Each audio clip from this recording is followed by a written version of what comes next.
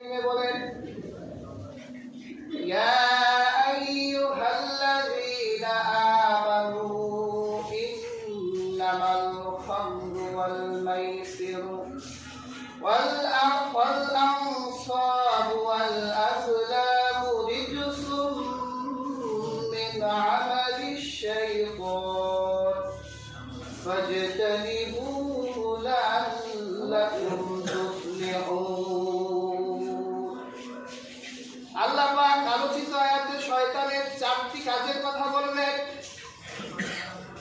আল্লাহ পাক বলে, হে ঈমানদারেরা, নিশ্চয় মদ, জুয়া, ভাগ্য নির্ধারণী তীর আর প্রতিমা এগুলো থেকে তোমরা নিজেদেরকে বিরত রাখো, কারণ এই চারটা কাজ হলো শয়তানের কাজ।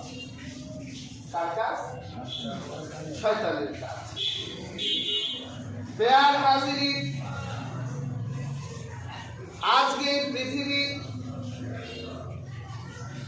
শয়তানের এই চার কাজ, শয়তানের এই চার কর্মসূচি নিয়ে এই পৃথিবীর মানুষেরা শয়তানের ধোঁকা খেয়ে বোকা হয়ে আছে।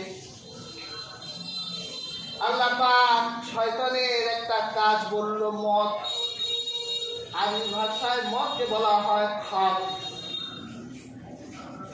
খামর শব্দের অর্থ হচ্ছে ঢেকে ফেলা।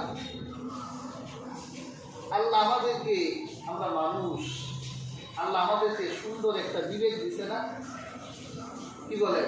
হ্যাঁ, কথা বললেন, আজকে কিছু কথা বলবো। সুন্দর একটা বিবেক আল্লাহ মানুষকে দিয়েছে। কুত্তারে আল্লাহ ওই বিবেক দেয় নাই, জানোয়ারে আল্লাহ ওই বিবেক দেয় নাই, মানুষকে আল্লাহ যে বিবেকটা দিয়েছে। মদ এমন একটা শয়তানের কাজ, মানুষের এই সুন্দর বিবেকটাকে শয়তান মদ দিয়ে ঢেকে ফেলে। মদ শব্দের অর্থ ঢেকে ফেলা। মানুষের এই সুন্দর বিবেকটা যখন শয়তান ঢেকে দেয় মদ দিয়ে, তখন আর সেই মানুষ থাকে না। চার পায়ের জানোয়ারের চেয়েও খারাপ হয়ে যায়। তার কাছে বউয়ের মূল্য তখন যেমন, মায়ের মূল্য তার কাছে তেমন হয়ে যায়। নরক পিশাচ আর জঙ্গলে চার পায়ের জানোয়ার যে কাজ করে না, একটা নেশাখোর মদ্য তার চেয়েও জঘন্য কাজ করে।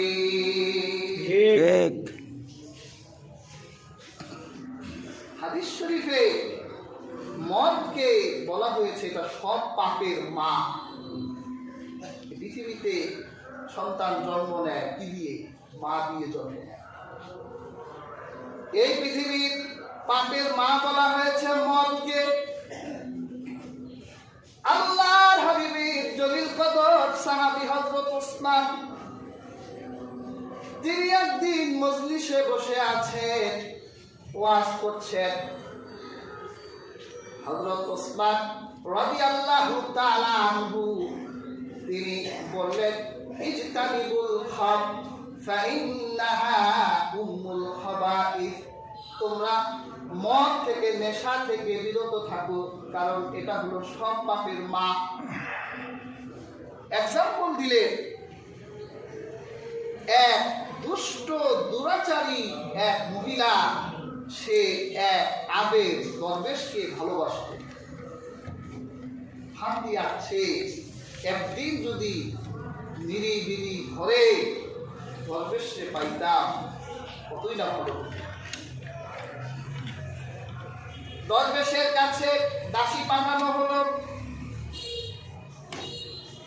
আমাদের অমুক মহিলা আপনার কাছে মাসআলা জানতে চায়, আপনাকে কিছু প্রশ্ন করতে চায়, আসে।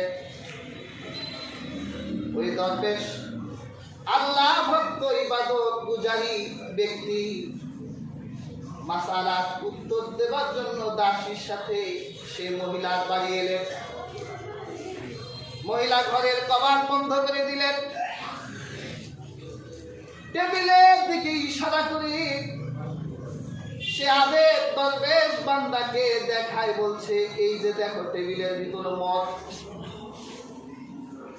আর ফুটন্ত ফুলের মতো একটা নিষ্পাপ বালক, আর আমি তোমার তিনটার ভিতরে যে একটা পাপ করতেই হবে আজ, হয় আমার সাথে ফিজিক্যাল রিলেশন করো, নতবা মদ খাও, আর তা না হলে এই ফুটন্ত গোলাপের মতো বাচ্চাটিকে হত্যা করো। তুমি তিনটার যে কোনো একটা পাপ যতক্ষণ না করবা ততক্ষণ পর্যন্ত তোমার জন্য দরজা খোলা হবে না। দরবেশ চিন্তা করলো যে তিনটা পাপের ভিতরে তুলনামূলক অপরাধ কোনটা কম, সেইটা করি, বড় দুইটা ছাড়। চিন্তা করলো মানুষ হত্যা করলে গোটা পৃথিবীকে হত্যা করার মতো, এটা বড় পাপ, করা যাবে। আর জেনাও করবো না, এর চেয়ে এক গ্লাস মদ খাই। আবেগ লোকটা যখন মদ পান করলো, সুন্দর যেই বিবেক, এই বিবেকটা ঢেকে গেল, মাতাল হয়ে গেল, নেশাখোর হয়ে গেল। এখন তার কাছে সত্যের যে মূল্য, মিথ্যার মূল্য একই, হালালের মূল্য যা, হারামের মূল্য তাই। যখন তার সুন্দর বিবেকটা ঢেকে গেল, মাতাল হয়ে গেল, এখন তো সে মাস্তান হয়ে গেছে, অহংকার বেড়ে গেছে, তার ভিতর শয়তান ভর করেছে। সে বালকটিকে এক কোপ দিয়ে হত্যা করলো, আর ওই নারীটাকে বিছানায় নিয়ে ফিজিক্যাল রিলেশন করলো। একটা পাপ করলো, ওই একটা পাপ তার আরো দুইটা পাপের রাস্তা খুলে দিল।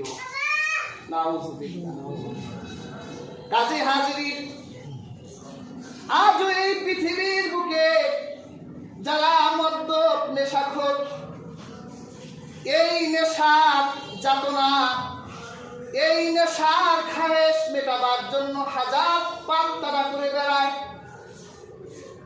যখন তার নেশা খেতে মনে চায়, পকেটে পয়সা না থাকে, যে করে হোক তার পয়সা উপার্জন করে মদ খেতেই হবে, গাঁজা খেতেই হবে, ইয়াবা খেতেই হবে।